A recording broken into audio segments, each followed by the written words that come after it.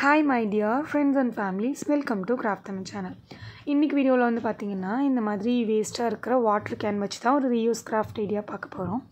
So அதுக்கு வந்துட்டு 2 பாட்டில் எடுத்துகிட்டு அதில் இருக்கிற கீழே இருக்கிற இடத்த மட்டும் கட் பண்ணி எடுத்துக்கோங்க.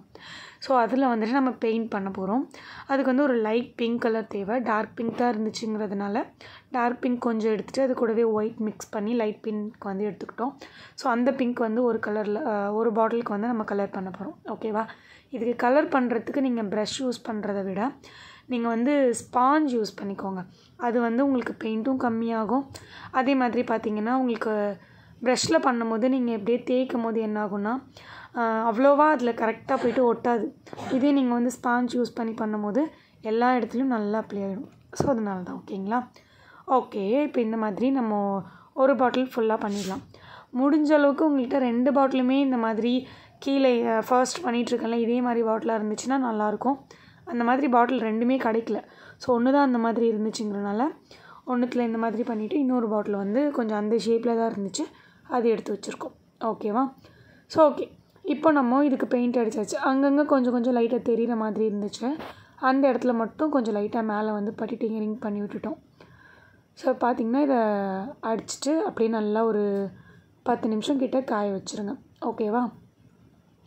ஸோ உங்களுக்கு வந்து ஒழுங்காக இதில் வந்து அப்ளை ஆகலை அப்படின்னா நீங்கள் பண்ணிவிட்டு ஒரு 10 நிமிஷம் காய வச்சுட்டு திரும்ப எடுத்து ஒரு டபுள் லேயராக கொடுத்திங்கனாலும் உங்களுக்கு நல்லா காய்ஞ்சிட்டதுக்கப்புறம் ஃபுல்லாக அப்ளை ஆகிடும். ஓகே, நெக்ஸ்ட்டு இந்த பாட்டிலுக்கு வந்து பார்த்திங்கன்னா ஒயிட் கலர் பண்ண போகிறோம். இது வந்து கொஞ்சம் ஷேப் இந்த மாதிரி தான் இருந்துச்சு. ப்ளெயினான பாட்டிலாக இருந்தால் நான் முன்னாடியே சொன்ன மாதிரி இந்த கிராஃப்ட்டுக்கு ரொம்ப அழகாக இருக்கும். ஓகே, இப்போ நம்ம இதையும் வந்து பண்ணியாச்சு. இதில் வந்து ஸ்பாஞ்சில் அவ்வளோ பண்ண முடியல.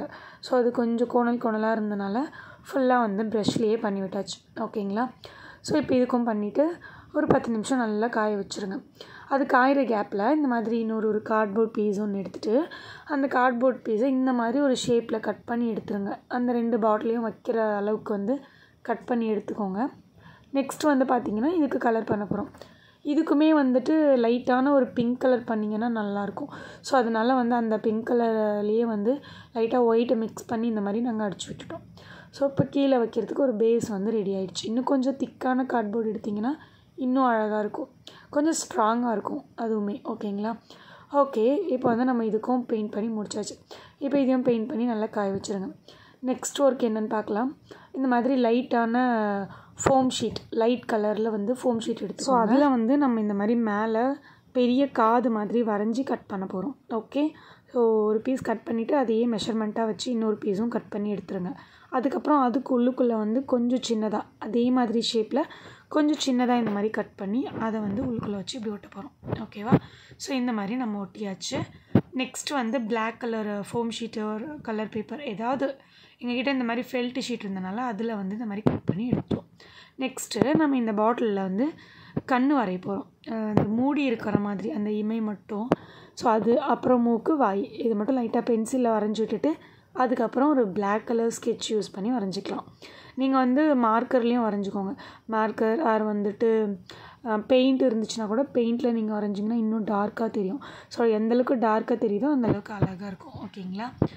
ஓகே, இப்போ அந்த மாதிரி வரைஞ்சிட்டு நம்ம லாஸ்ட்டாக இந்த காது மாதிரி கட் பண்ணி வச்சுருந்தோம் இல்லையா, அதையும் எடுத்து ஒட்டிக்கோங்க கரெக்டாக அந்த மண்டைக்கிட்ட.